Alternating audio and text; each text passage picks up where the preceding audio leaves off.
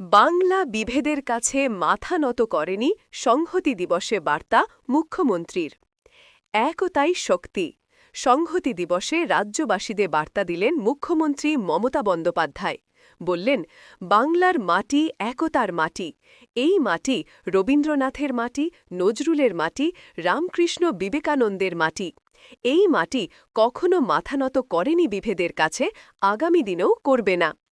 মুখ্যমন্ত্রী লিখেছেন, হিন্দু, মুসলিম, শিখ, খ্রিস্টান, জৈন, বৌদ্ধ বাংলায় সকলে আমরা কাঁধে কাঁধ মিলিয়ে চলতে জানি।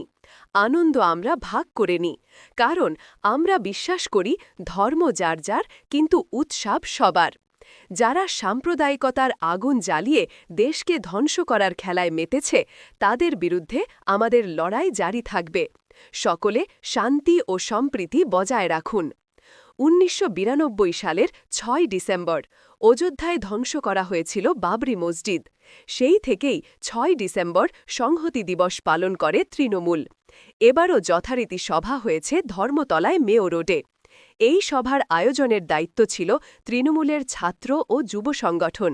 কলকাতার পাশাপাশি ২ চব্বিশ পরগনা ও হাওড়ার ছাত্র যুবদেরই মূলত এই সমাবেশ যোগ দিয়েছিলেন।